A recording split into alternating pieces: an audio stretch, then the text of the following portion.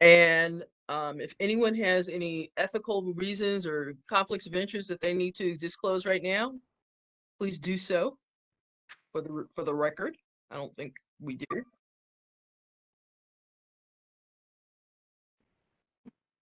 And if not, if anyone's listening in, I'm Veronica Carter, and I am on the DEQ Secretary's EJ and Equity Subcommittee. And we've been asked to we've been asked to form a subcommittee to talk about community outreach. And so the other members of the board will identify themselves as I go around the room, if so to speak, just let everybody know who we are and our positions. We can start trying to figure out how to tackle this. Hopefully everybody got a copy of the agenda that I sent out, and it was purposefully vague because there are many ways we can attack this. And this has been tried before, which we'll also talk about, and figure out what direction we need to move in so that we can offer meaningful suggestions to both our chairs as well as the DEQ staff. So as I go around my screen, the first person I see is Renee. Renee, you can tell everybody for the record who you are.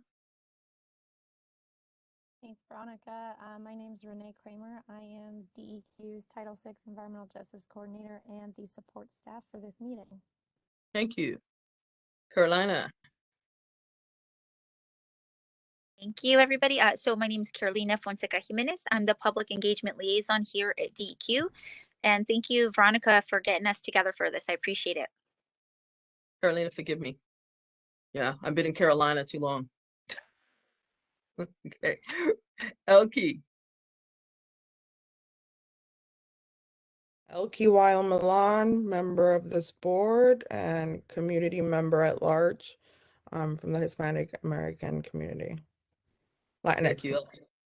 Thank you for being here. Randy.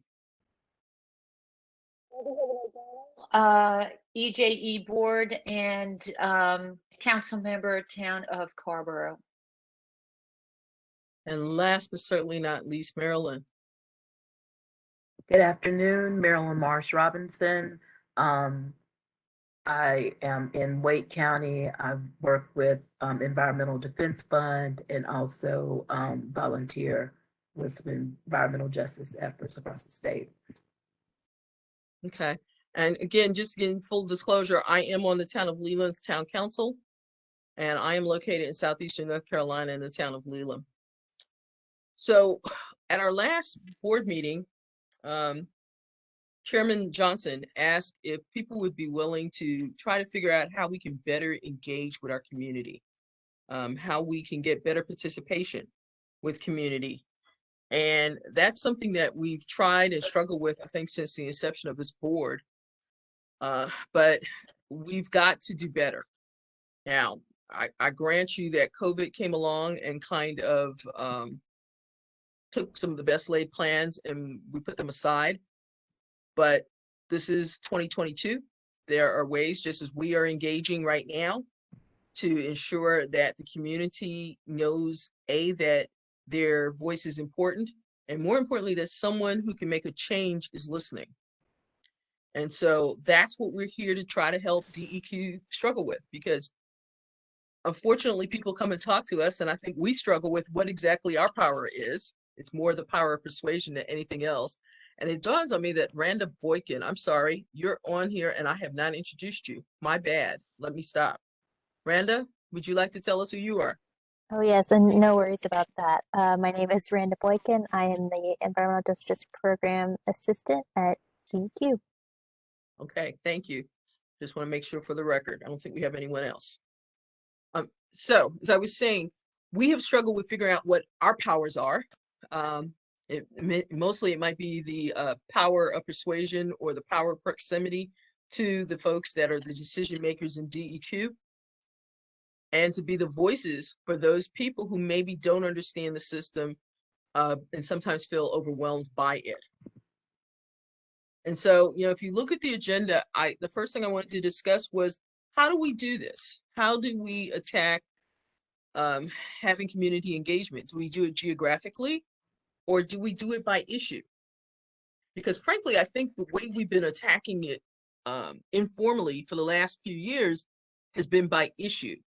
as an issue comes up, whether it be CAFOs or methyl bromide with air, whatever it is, we attack that particular issue and engage the community that's involved with that issue, and then we move on to the next issue. So to my fellow board members, is that the most effective way to do this?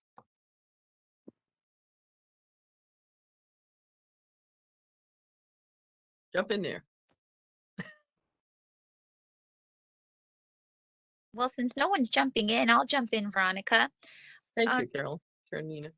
Yeah, so, you know, you would think that with issue, more people would jump on board simply because if we're passionate about something in particular that other community members may be affected by, I think we have assumed that they will also be interested in jump on board. But, you know, you made a really good point in just the way that you described it. We have an issue, we go out in the community and explain the issue, and then we move on to the next issue as they come along. But it sounds like there may be some groundwork missing to build even stronger relationships, so that way whenever we do go with any issue, folks will already know who the board is, who DEQ is, and it'll be more of a warmer tone than just coming at folks with an issue. So that's just kind of my brainstorming from what you've just said and what you've just described. But I'll pause there. I know other folks are probably thinking about other things, so let me pause there to give other folks a moment to chime in. I will tell you that when we were dealing here in the Southeast with problems of stop, tighten, and cement on the Cape Fear River, one of the issues that came up was fish consumption and how to deal with poor people who perhaps needed that extra protein in their systems, eating fish from the Cape River, which we troubled and contaminated source. And we knew that we couldn't tell them not to eat the fish, but we figured there were some fish that were better than others. And so what tended to happen from that, and we're still working on that, you can go to Stop, Check, and Enjoy from Duke and find out where we are in that process. But what we found out was that the process to do certain things was missing. There was no easy way to figure out how to do a fish advisory in the state of North Carolina. If you were a scientist and you took a fish out of the Cape Fear River and discovered it had all these bad toxins and wanted to warn everybody, okay, if you're fishing here, this is not a good place. How do you get that little cute sign that's on the side of some rivers and not on the side of others put up? And literally the scientists from North Carolina State had to like figure out the system and then do like a little flow chart. Okay, first you do this, then you go to this office, then you go to that office, and then if you have this, so they did a flow chart, which is now on that same Stop, Check, and Enjoy amongst all the materials that are in there, because there was no easy way to crack the system. I'm thinking we need something like that for community engagement. That I'm a community, I'm in, Leland, and I discover I have an environmental problem. Who do I talk to? What should I do first? Who do I call? Who are you gonna call? And then there's like a flow chart. Okay, first I contact my local, if it's an air issue, DEQ office. Maybe I need to contact the local water folks, and just sit there and have like first you go here, and if that doesn't work, then you go here. Oh, by the way, there may be larger environmental groups in your area who have coastal scientists, in my case coastal, but have scientists or educators that may be able to help. And so you might want to go to them and see if they have any expertise on this that can help you in your travels, and just kind of do a process chart for the community. And I think that might help the staff as well. Randy, what do you think? You've been writing furiously. What are your thoughts? I'm taking notes. I think that that's a good first step. It's like a wayfinder, right? I think there's a definite need for a wayfinder. I also think that we keep finding ourselves in a reactive posture, and what we're hearing back at all of our public hearings is that folks really want us to be proactive. Mhm. which means, having some mechanism by which identify and at the forefront EJ community stakeholders and um, and resource folks so that we can get them engaged in providing the scaffolding. That's the piece I think that Carolina is talking about. And a while back, we made this recommendation to create this scaffolding of people in the field, on the ground, who know the community, know the people, and I think build it from the community up, and then of course meet the community halfway with initiatives such as a wayfinding plan. Marilyn, what are your thoughts? And so it sounds like it's not an either or, it's a both and, right? It sounds like both are needed. As people, on one hand, it sounds like there's a need for the diagram piece for the basic education to understand better what DEQ is there to do, or what the agency is there to do, so people can understand the divisions within the agency to help. And then there's also the need, right, to engage the communities beyond when the issues come up, but to kind of better like Carolina was talking about, to better understand kind of where they are. So to me it's a both and, a need for doing both to adequately address the needs from what we're hearing. And I think that there's a need to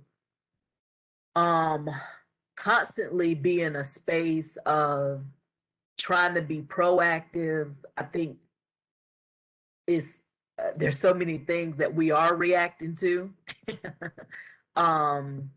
because that's The nature of the beast. that we're in, that the emergencies, there's always comments or something to respond to. There's an issue and there's a response to, but also I think as people are more aware of what's in their communities and feel empowered to take action, right, then we can start thinking about how to, and hear from them how to be help them be more proactive, and not only at a state level but also at a local level too, right? Because a lot of the engagement really needs to happen at a local level in the beginning. So those are my immediate thoughts. Elkie, what are yours? What are you thinking? So I wrote down creating a work plan where we go from high priority to low priority, which includes a SWOT analysis of where we have our strengths as a department, our key stakeholders in different regions. So I agree with everyone. I think it's issue-based and geographic or regional based has to be like it's not just one approach. It couldn't be one approach because there's a variety of issues across regions. Like you just mentioned. Along with that, like you mentioned the process charts, calendars. One of the things I had mentioned to Dr. Johnson or Carolina was we have the community mapping system, perhaps doing an extra overlay where we would have those local organizations or stakeholders that we could collaborate with or are in collaboration with, or at the very least do the work that we need in collaboration with them to present to those people in the area that might not be like a go-to. People need to have a visual idea of who or where to go. So having an extra layer in the community mapping system as to, hey, yeah, there's all these different points and all these different areas, but let's highlight the list of resources that are local to a specific geographic area that could that could help you, and then have that list available, and then go from there. And the other part was finding collaborators Yeah. and community leaders, as you have written in the agenda. Well, as I sat here and I'm taking notes of what you guys are saying, one of the things that dawned on me is, and because I know I went through this personally fighting with DEQ, is that while I now know and have a basic understanding of who does what in DEQ, when you are a grassroots organizer, it is a bear. It's overwhelming trying to figure out, who do I call, and do I call the right person? And I almost think we need, you talked about calendars. Okay, that's a great idea. We did that with Stop, Check, and Enjoy, both in English and Spanish. But I think we need like a DEQ for dummies, you know? That's a terrible way of saying, I know that wasn't politically correct. But you need like DEQ 101, something simple that says, okay, if you got a contaminant in your soil, here's where you start. If this is the department that handles it. If you got a flooding problem with stormwater, here's where you go. If you got contaminated water like PFAS, here's where you go. Just like boom, boom, boom, boom, boom, and make it like a trifold. Okay, and I'm looking at all you folks from DEQ now, because I'm giving y'all homework. Okay, but make it like a trifold, where you could give it again, English and Spanish. Give it out at community events, have phone numbers, have local offices, because again, just I would bet my next paycheck that and it's a retirement check, so it's not that big, but my next paycheck, that there are people right now in Leland who don't know that there are offices in Wilmington from the state. Okay, and don't know that there are offices, and don't know where those offices are. So, and if that's happening here, imagine what it's like in the rural parts of our state, when the office isn't like right across the river from you. So how do we get to, and hello, Dr. Marion Johnson Thompson, wonderful to see you again, ma'am. How do we get to DEQ 101? DEQ made simple. And it really does need to be a handout. It doesn't need to be and bureaucratic talk. It doesn't need to be a peer-reviewed journal. It just needs to be, if this happens, you need to go here. If you got this problem, then you go here. And maybe we can help you get there, because so many of us have done work with communities that we understand, how to translate, if you will, bureaucracy into normal speak. But I think that's one of the things that is lacking. What do y'all think? I think that's an awesome idea, and it seems like maybe EPA or that's been done at the federal level too, right? It seems like I've seen those types of documents. Yeah, I didn't make this up. I've seen it in other places. Yeah, Right, that's right. But when y'all were talking, I'm like, why don't we have that here? Yeah. DQ, what do you think? Thanks, Veronica. So I actually really like the idea, because as you're explaining it, I'm thinking of, like my mom or dad, whenever they're like, hey, there's this issue I have, and I walk through the process with them. But how amazing would it be if I could also hand them a visual that says, Absolutely. happens, this is the next step. When this happens, that's the next step. So I really like that. I think what you said is on point, Veronica, like thinking of those issues that those community members are presented with on a daily basis and going from there. So that may take some brainstorming, but I think that that's something that can be done. And I think of it as like you said, a trifold, a really almost Mhm. cool looking chart that is very helpful and that can be passed out physically. We could have something online, etc. I mean, but So- I like the idea. So I'll pause there. I know folks probably have other things to add. Okay. Renee, I know you're on here. What the heck? You're the Title 6 person in charges. What are your thoughts? You can't just hide in the background. Come on, speak up. We dragged you in here. Yeah, no, I think that sounds like a good idea. I know the first thing that pops into my head is the logistics of the complexity of so many different things and how specific situations can be difficult. And so, like on the ground, how we make that happen. Mhm. And then the other thing that kind of pops into my head is the Division of Environmental Assistance and Customer Service, and wondering what we might already have as far as like an overview, because I know that they do have like a DEQ main line that they know the ins and outs of DEQ and that people can call that line and then they can easily direct people to a certain division or something What also. have So you those are ever just, tried calling that line? I have not, no. Woo, girl. Okay. Okay. I think what you're gonna need to do, and I just put in the chat for y'all to look at the fish consumption thing. We've been working on this for about 4 years now, so this was not something that came overnight. And I'll give you the quick background of it. We were fighting to keep a cement factory off of the Cape Fear River, watching people, families fish.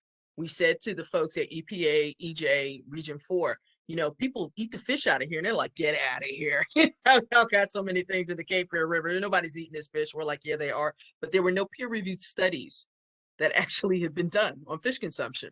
So we got an EPA EJ problem-solving grant. You've heard of those. And the rest is history. And so the second site is like the overall process. The first one I put in there was how you do fish advisories. Okay. And there are different partners in this. And as we talk about what we're trying to do here, we're going to have different partners. It's not just going to be us. At some point, we'll need to reach out to those community leaders, those bigger groups, and find out who they are regionally. And you know, especially our Hispanic brothers and sisters. And if we have any little communities where there are Asian folks, we need to reach out to the Native American, the different tribes, tribal communities. We're going to need to reach out to each of them and figure out what's comfortable for them. But I think we could address what DEQ does by major commodity, major area of concern, and break it down for like community groups. DEQ for the community. There you go. Y'all can steal that. That's okay. You can write that down. Okay. DEQ for the community, and put DEQ water, safe water, drinking water. DEQ safe air. DEQ animal contaminants. You know, whatever it is, we can figure that out later. But I think we've got to like start thinking. If someone walked up to you right now and said, "I have a problem with a factory that's going to be blowing bad air, you know, right next door to a school and next door to my house, where do I go?" It would probably take anyone from DEQ, and you'd be playing like 20 questions just to kind of, for you guys who work there, to figure out what to tell them to do next. So we need that brochure to say, okay, you have an air problem, here's where you start. Okay. Identify if there's an existing rule. Which agency within DEQ has that, does air?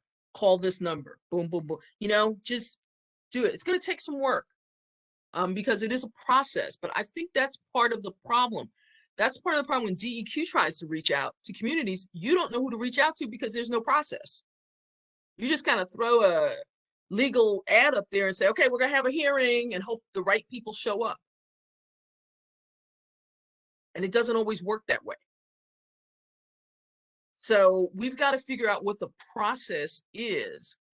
And there's got to be a process that will work throughout the state and different communities. And I know that there is one because, frankly, I have attacked different environmental issues, and I basically use the same process. When polluters try to attack neighborhoods, they basically use the same process. They have like a playbook that they go by. That's what we need, is a DEQ playbook. Dr. Johnson Thompson, what do you think of what we've been spieling? You're on mute, ma'am, I think. Certainly, I think this strategy to, engage the community and provide them with something that they can use is the correct way to go. However, I'm not certain if this means that every community gets a different playbook, because every community, it's not like, as I said, DEQ can present something that's for every community. So then it looks like every community would have its own TRIFO. Now, and in deference to the staff, I could see that as a huge job. Is it possible? And I don't know this, but does every community have somebody who directly contacts to DEQ so that DEQ could provide them with a template that can be used for the individual communities? So while I think it's a great idea, I just don't see the logistics of getting out individual TRIFOs to each community. Does that make sense? Am I making a...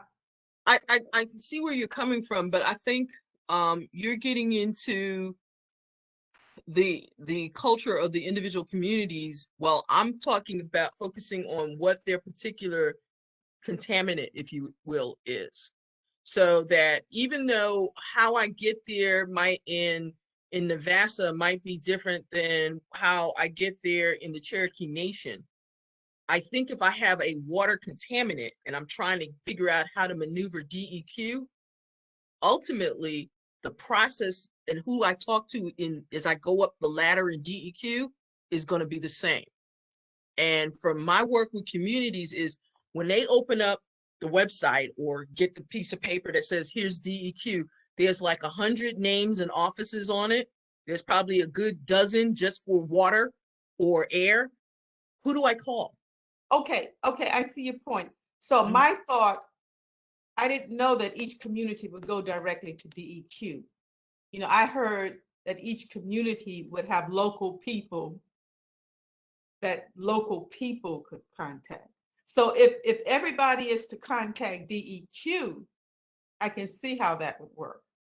Well, realize that within each area, within each region, there is a local DEQ office. And that was, I don't think you were on when we talked about that, right? My office is in Wilmington. I know who the guys and gals are. I've been there many times. So I know to go over there and ask questions of them about things like permits or rules. And I know that they have them for each area, but I don't know that community groups know that those offices exist. For them, it is the big DEQ in the sky. And there is an avenue that's a lot closer to them that they could be talking and working with on many of these things. That's like the first step. And so to get them that information and just teach them how this works, okay? The local office is where you first start talking to when you have a problem. And if that doesn't work for you, then the next step is to go here. And then the next step is to go here. Here's who they answer to, kind of the chain of command. Here's how they answer to. But, here's the first step. And oh, by the way, here are some local environmental groups who might have already cracked this nut that might help you. In our area, it could be the Cape Fear River Watch if it has to do with the Cape Fear River. It might be the Coastal Federation if it has to do with the ocean. It might be the Sierra Club. It might be any number of other groups. But, that's the kind of thing I was talking about with the trifold, to be able to say to the community, one, you're not in it alone. You never are. Somebody else has probably worked something similar to this. And even if it's not the exact same thing, they've already figured out who in DEQ does what. But I've talked to people trying to start up community action groups, and Marilyn was right when she said it's usually reactive, not proactive. But their first thing is, we don't know where to start. We don't know who to go talk to. What do we do? And if I could hand them a trifold piece of paper that says, look, I'm here for you, but you may feel more comfortable working with Kent Burnett, the Cape Fear River Keeper, and his group, because this is really more their style. And by the way, if they have to go to court, they'll have legal standing, and that's a whole nother thing. But, I just think that there's nothing there that tells, because this is all about community outreach for DEQ. There's nothing that tells the local community how this big monster called DEQ works in our state. Yes, but look, let's not forget. Mhm. So this is all well and good, but a lot of people, a lot of activists have been saying, oh, we know who to contact. We've contacted, we've got no answer. Okay. Mhm. So you got that too. So if you tell the community, oh, we're working on this big plan now that we're putting together this flyer, so you will know who to contact. The people that I know will tell you, we know who to contact. We've contacted them, but we've got no response. Now, along with that, and I think this is something else we're dealing with, so much of this pollution that communities are suffering from comes from entities that have been given the permit to do that, right? That's true. Correct. Okay. So this committee that we're on has been in existence for almost 4 years now. That was one of the big issues, the permitting process. And what was I told? What were we all told? Well, to change all of that, it takes a long time. It has to go through the General Assembly. 4 years later, and we haven't moved from that point. So I'm just trying to say, some of, in terms of what the community is feeling right now, is not that they don't know who to contact. It's that who they've contacted hasn't responded.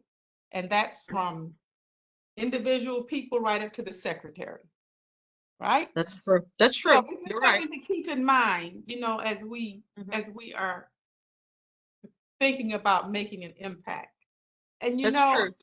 along the same line, I kind of like the one thing that Jim Johnson continuously says. And he talks about taking a model community and working with that community to get some change. And then, once you get the change, use it as a model to move out to others, because it is so much for us to address. I mean, it's just so much, I think, and I heard that when I came on. Everybody is talking about there's so much to address, and it's so hard for us to be proactive because we're constantly reactive. But even though we're reactive, we're being reactive, I guess, in discussion, right? Because the change hasn't happened. Yeah. Good points. Good points.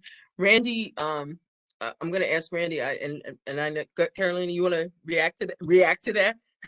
Well, no, I think that these are all really good points that that you're both making. But I see that you both are right, because yes, some of the community members do know who to reach out to, and sometimes they have been told, well, I don't have a response for you. So I understand that part, but I also know and understand that there's a whole group of other community members that are not the organization partners and that are not involved in these organizations, but are in rural and don't know the process to DEQ. And that's where I think your idea, Veronica, really comes in handy. So I think we've got so many folks that we're concerned about, that this plan for engaging communities has to take those big groups into consideration. So I still think that that doing some work on this would be helpful. So one of the things that I can do, to Renee's point earlier, is I can check in with our DEQ division and see if they have any resources that maybe we can pull from to at least see what this can look like for those individuals. And the other thing is earlier, Marian Johnson Thompson, you mentioned that, you know, how do we get this out to those community members that really need it? And one of the things that we can do is partner with those organizations that do critique us, right? Because this is an effort for us to get to community members and have them understand the DEQ process, as cumbersome as it may be. But I think at the end of the day, having more folks aware of how DEQ works is empowering for the community in itself. I think it'll also put pressure on folks to get more responses to people, right? I don't think that just saying there's no response for you at this time is going to be sufficient with what I'm assuming will be an increased amount of calls and contact. So I'll pause there and give folks time to react, but I think this is a really good conversation, and I can see some good stuff is going to come out of it. So this is great. Just to kind of piggyback off of that a little bit, and I hear what you're saying, Mary, and I understand, trust me, because I've had that too, like nothing's happened in 4 years. But I do know that one of the ways you hold people accountable is when you look at them and go, your own brochure says this is what you're supposed to do. Okay, we don't really have that right now with them. You know, we kind of all, after we dig through layers of bureaucracy and rules and websites and pull out general statutes and stuff, we can say, here's what you're supposed to do. But the grassroots organizer, they don't really have that right now. That's why I said initially that this needs to be at a mom and pop level of understanding of, here's what this office in DEQ is responsible for this. And when they're not doing it, then you look at the newspaper reporters and everybody else and say, who's going to hold them accountable for this? Because they're not doing it. Because right now, I don't think we have that. Now, having said that, I know that Randy and I had a brief discussion yesterday, because Randy was on one of those committees, Marian, that you were talking about, what, 2 years ago, 3 years ago now, Randy, that came up with some of these same great ideas or like ideas, and nothing's really happened with them. So Randy, why don't you talk a little bit about that? Well, back in March of 2019, as part of the EJE climate change mitigation resilience or extreme weather, I don't even remember which way the name changed a couple of times, co-chairing that with you, Young, I laid out some possible ways that stakeholders in the community can become empowered to meet us halfway. So let me just preface this by saying, and far be it for me to tell somebody in the military, but Veronica, tell me, I think this needs to be a three-pronged attack. I really do. I think there needs to be a statewide DEQ community handbill, that everyone across the state can have their DEQ 101 and understand, especially because there are regional offices, how best to use that regional office. So I think they need to be one campaign that is statewide on information and making people realize that the DEQ is robust. Second, regionally, there needs to be regional specifics so for example, the folks on the Eastern North Carolina, they need something that's going to really put their arms around CAFOs, for example. And so that's something that could be more of a part of a regional game plan of attack. And the third is the localization, which is what I was speaking to in March of 2019, about empowering folks locally, not just to sit back and be part of the communities that are disparately affected, but to help communities to realize what their own voice is in their own space, to empower them. To me, that's a very important piece, because there are folks who wait until things get really bad until they start speaking out.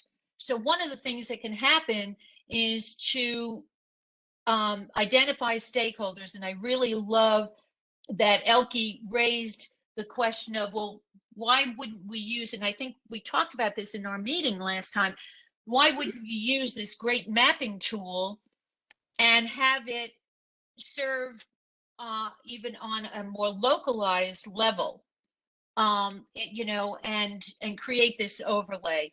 And I believe that there's community activists across this state, and giving that community activist voice is really important, not only to identify problems that are currently happening, but to anticipate and dismantle things that could be coming down the road. And I say that because one of the things as a community activist that I have always found is when you get people talking and engaged on a local level, they have confidence in the government. And that's missing. You know, if they can talk, they know people are listening locally, and then the local people are engaged regionally with their regional offices. You know, you can create a vibrant pipeline. You know, when we have folks in our public hearings from SELC or the Conservation Network, right? These are organizations, these are nonprofits coming to us, and yes, they represent some folks in the community, but the more substantive conversation in the community, we can't be sure that's happening. Right. We only see the same faces every single time.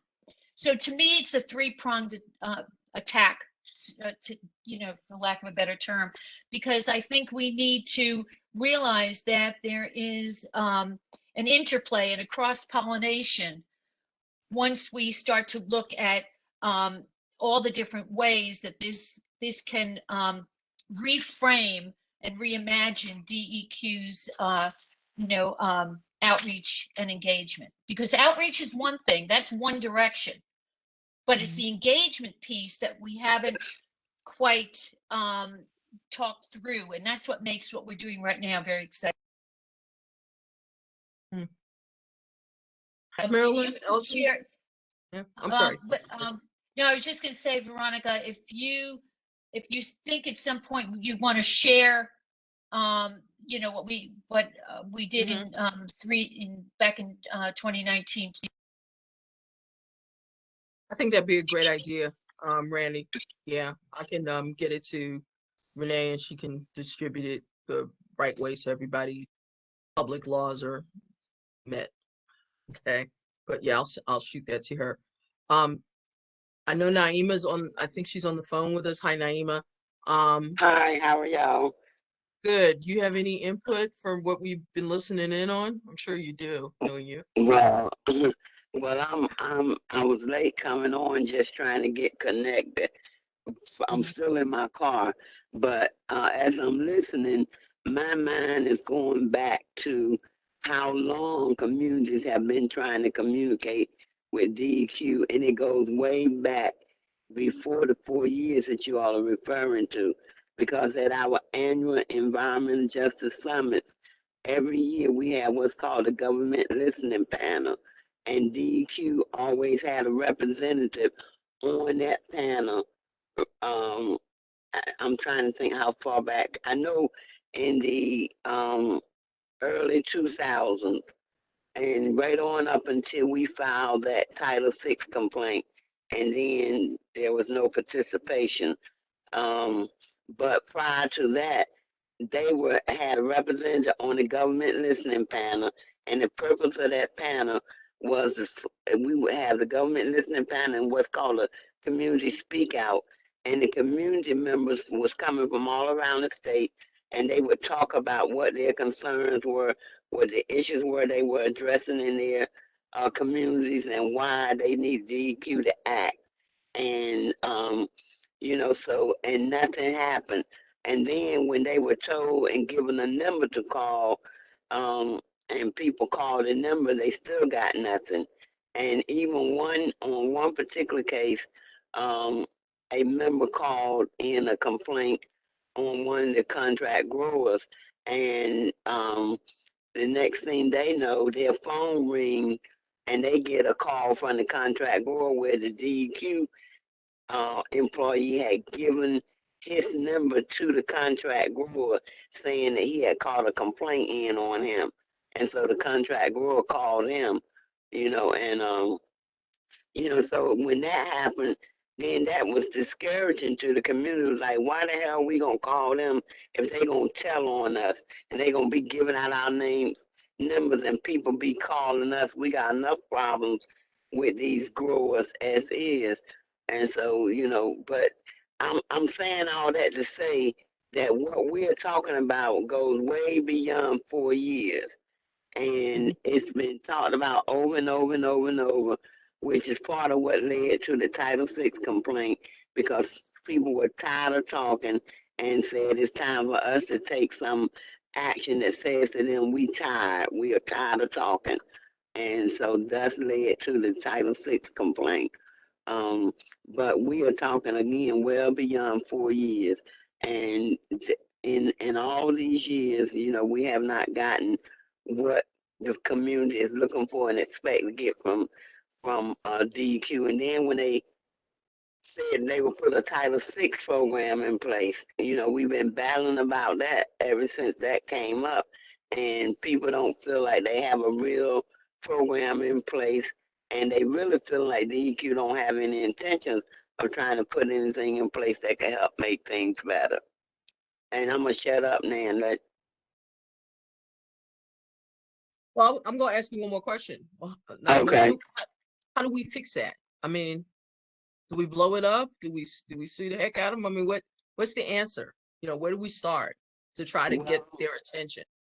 Well, we thought the Title VI complaint would do something better than what it's done, and so I'm not a fan for suing folk, because what we see, and anybody that's paying attention in North Carolina will see, the courts are not gonna do anything more than DEQ is doing.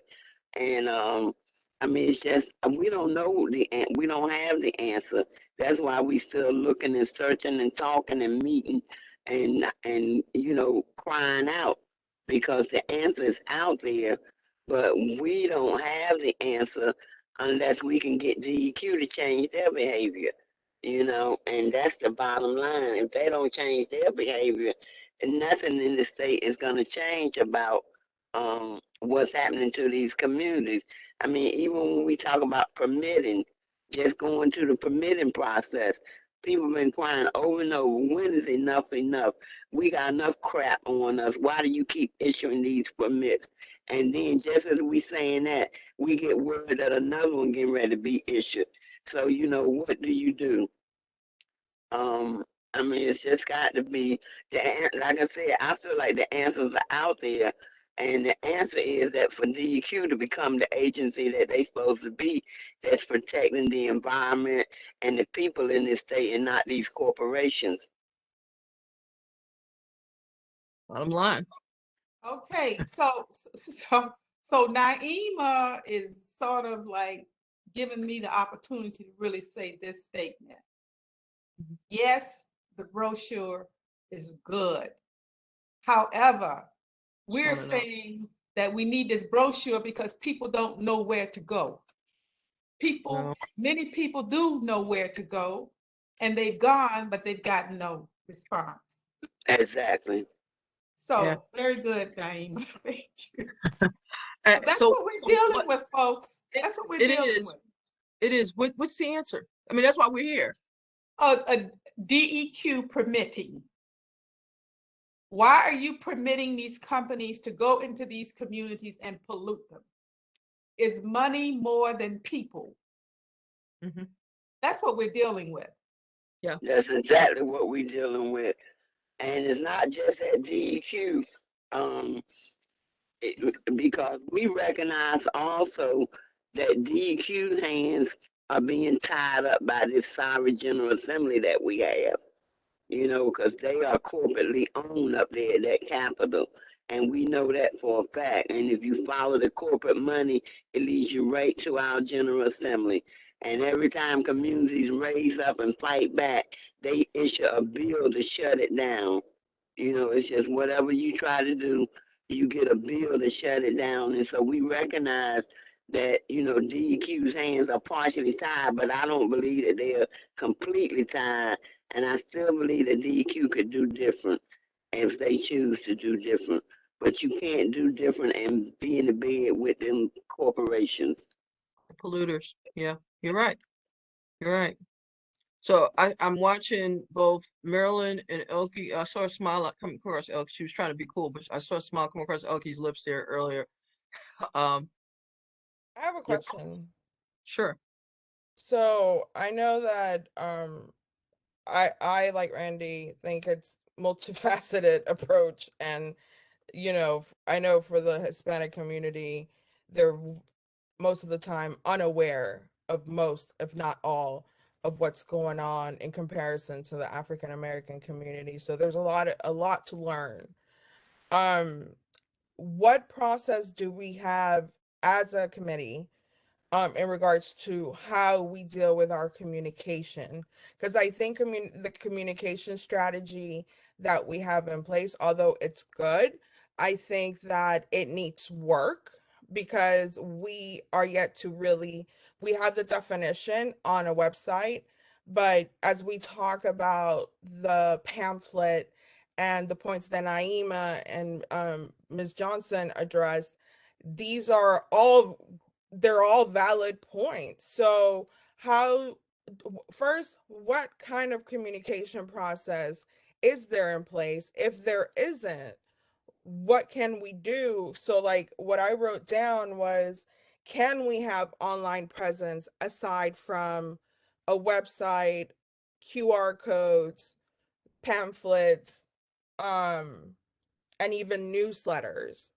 When you say we, are you talking DEQ? Are you talking? I think the collaborative that we have as a committee, because Okay, this is our committee. committee, like subcommittee committee, Yeah, yeah. the EJ committee, because it's those relationships that, let's say Naima, you, like everyone has, that really kind of helps this whole committee really push for justice in NCDEQ. So I'm just trying to see, because I like you, I'm like very process oriented. So I think that having a general objective of all of the points that are addressed here, like three key points, you know, to those that have been here and have dealt with these issues, how do we approach them? Okay, what will be the communication coming out of that? For those that are like in my community, what education are we going to push out? Okay, these are the region, you know what I mean? Like having those different facets. And then the whole DEQ, the permitting is like the highlight, it's the realm, it's the key issue. So how do we break that down for everyone to fully be able to start an issue campaign across the spectrum to really, really push for the change that we need through the NCGA? So it sounds like what I'm hearing from you, Elkie, is that, and realize that the pamphlet is like part of what you're talking about. Mhm. And it's kind of part of what Marion's talking about. You know, it's communication. You know, I'm talking about a process, but it's both communication and education to make sure that everybody knows. To me, you can't fix something if you don't know how it was supposed to work. That's it. Okay. If you don't realize that it's broken and why it's broken, then it's hard to go in and say, fix it. So that's why I'm stuck. I'm not really a process part. That's why I'm stuck on this particular form, because I think you have to know what right looks like. Because I agree with Naima. There's more that legally I think they could be doing, even with the rules and laws that are on the books. Mm-hmm. Now, maybe they are fearful. I don't know what's going on there. You know, there's moral courage along with physical courage, and maybe they need to get some of both. But I think there's more that can be done. But for the folks at the grassroots level, if they don't know what right looks like, they just know what wrong feels like. So And they can can't I go in. say, Yeah, go ahead, Naima. Go ahead. can I add one more piece in it? Let's talk about stakeholders meetings in this conversation. Okay, Mhm. so for years, we talked about having a stakeholders process. They finally put one in place, and what have the communities gained from that stakeholders process? Just more dumping. You know, they show up at the public hearings to speak out, and they leave totally frustrated and discouraged because there's so much corporate participation in those stakeholder meetings. And I know they stakeholder meetings, so I know that those corporations are one of the stakeholders. But the bottom line is that communities, it's not just that the corporations are there, but nothing changes for them after they show up and speak out at these stakeholder meetings. And they talk and they talk and they cry out and they talk about what they don't want and what's happening to them, and nothing changes. And so, they begin to feel like, what's the use of showing up at these things when we don't get anything out of it, and they still issue these bad permits and stuff. What we're fighting against still happens. It doesn't change anything. So that process is also, I always say, it's like a false solution.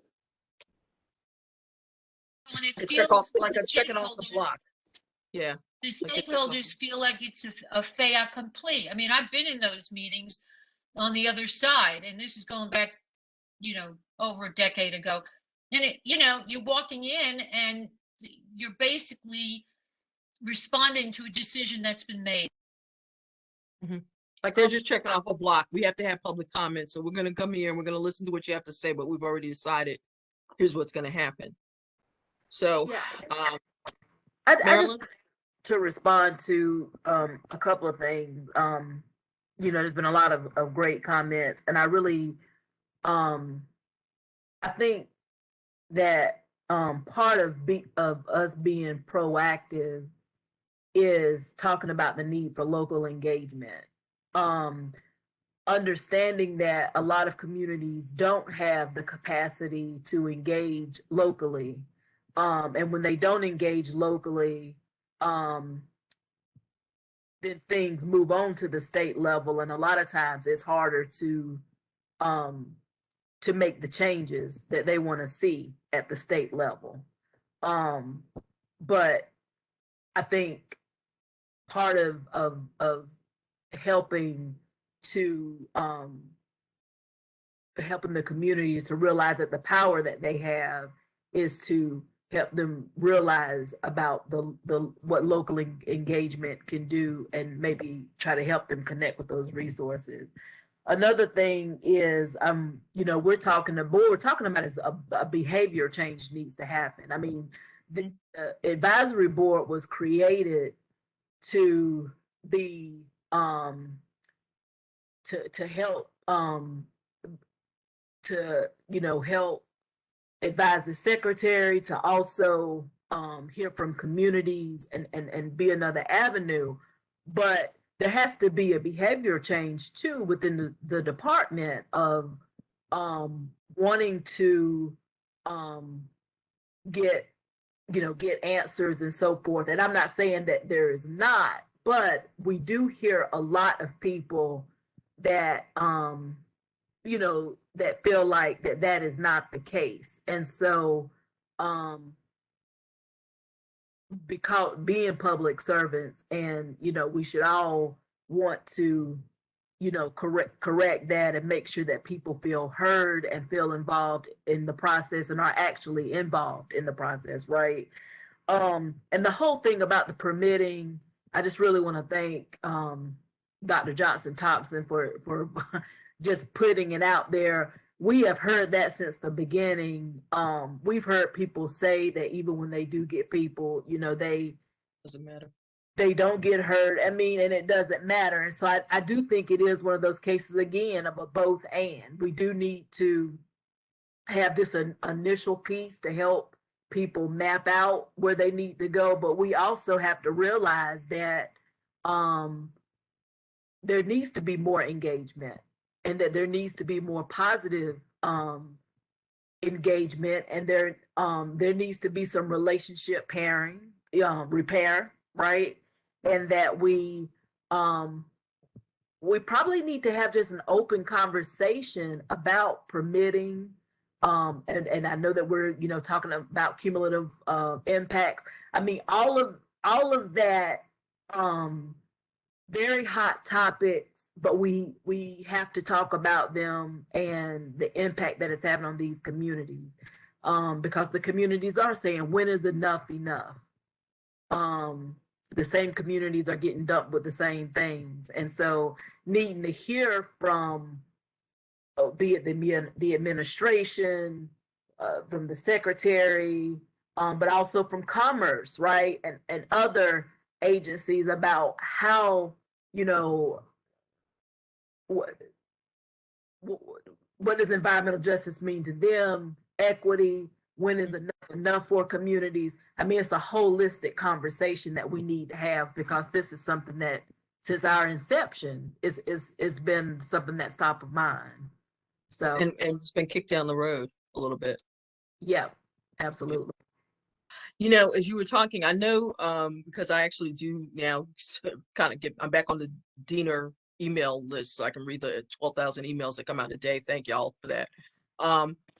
That you are looking for EJ folks in each of your departments. My question to all of you in DEQ is, what training are those folks going to receive, and so what? And let me tell you what I mean.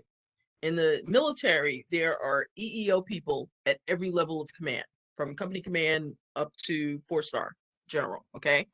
If I have an EEO complaint, and I could be a private, and I feel like somebody has discriminated against me, I can not only go to my chain of command, but I can also go to this specially trained person in equal employment opportunity and talk to them and find out what procedures can be used to do this. So now I have EJ coordinators throughout DEQ. What kind of training are they going to receive? What kind of training is every staff member in DEQ going to receive to understand what Title VI is really all about? Because when we talk about permitting, that's kind of what we're saying. You can deny somebody a permit if they're violating federal law, if they're discriminating and it violates federal law, but do they know that? Or do they just know what the general statute says? And so that's what I heard when Marilyn was talking. I'm hearing there's an education piece within and a changing, I wrote it down, a behavioral change that needs to take place within DEQ. And I think you're trying to get there with this EJ thing, but it might need a step further. And what part can we play in that? Because once you understand what the rules are, big picture within each of those little sections, maybe when the community understands where each of those little sections is, the community and those people at the local level now meet up, and that local DEQ employee has a better understanding of what the real problem is and what the rules are and what cumulative impact even means, and so forth and so on. So it is like it's like a shotgun, just throw it all out there and hope something sticks. But we've got a lot here that we have to wrap our hands under, and I'm looking at the time and I want to respect your time. So let me ask this. I wrote down some big titles here. I wrote communication, education, permitting, and now I've got behavioral change within DEQ as my 4 big sections. So communication, education, which you really could put behavioral change under for DEQ, permitting, okay, communication, education, and permitting. Are those 3 things that we want to try to tackle in this subcommittee? Would that be like a good start? I think so. Okay. Randy, what do you think?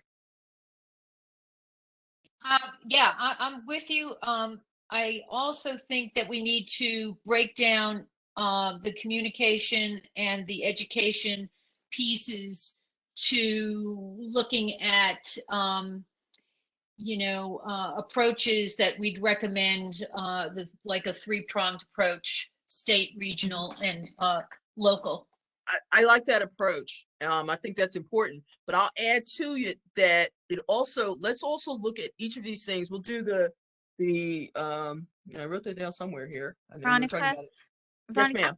I'm so sorry to interrupt. I have to jump to another meeting, but I wanted to let you know Okay. that I've taken notes and I've got 2 things on my to-do list for you all to check in with Okay. DEQ about the resources that they have, and also just be thinking of the DEQ one-on-one. But as you need anything from me, please reach out. I want to thank you for this time, and I'm going to go ahead and hop to the other meeting. Thank you. Okay. By the way, we want to try to do this next month, same bat time, same bat channel. If everybody will go ahead and put it on your calendars now, that would be forgive me, I had my calendar open, the 22nd of March at 1 o'clock. Does that work for everyone? Yes, ma'am. Thank you. Okay. Yes, everyone's good. 22nd of March. Any naysayers at this point? No, that'll work for me. Okay, let's go ahead and pin that in 22nd of March, 1 o'clock, so we can continue this on. But I want to leave us with some due outs. We have some due outs here, and I want to figure out how we wrap our brains around that for the next issue. So, as Randy said, I like the idea of having the localized approach and then the statewide approach. I think that's important, and maybe the federal approach. But I think we also need to add the internal approach at DEQ level, because we are the advisors to DEQ, at least the DEQ secretary. And we've just talked about the fact that there needs to be more of a behavioral change we talk about grassroots, from the lower levels of DEQ to the upper levels, or we could even do it tops down, from the top level of DEQ down the chain to those local officials at those local offices. And so as they're getting their EJ coordinators in each department identified, then perhaps we can recommend training for them and engagement with their local stakeholders.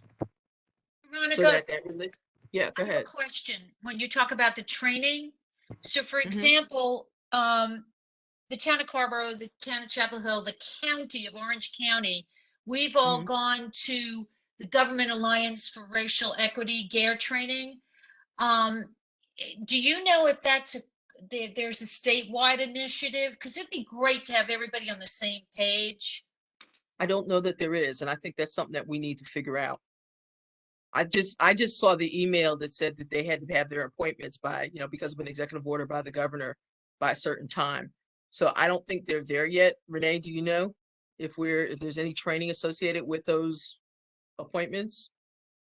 Yeah, so Renee? we did update, we have posted the list, and just to clarify that these are not all within DEQ, these are across the cabinet agency departments, not across the DEQ divisions, just to make sure we're all on the same page.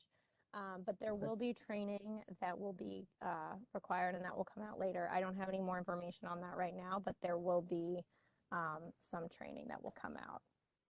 Let me ask this, should it be across DEQ? DEQ has permitting and issues that we know of with environmental justice. Environmental justice basically is DEQ's baby in many, many ways. Maybe that's one of the recommendations we need to think about and talk about with the Secretary. Dr. Johnson-Thompson, what do you think?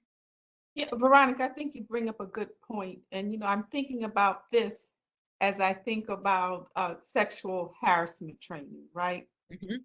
And it's so very unfortunate that in our society, we've had all of these discriminatory issues that now we have to go through this training of people, diversity training, right? Sexual harassment. And now we're talking about environmental justice. And so I think you're right on with that. I like it. All right. So let's look at, here's your due outs for next month's meeting.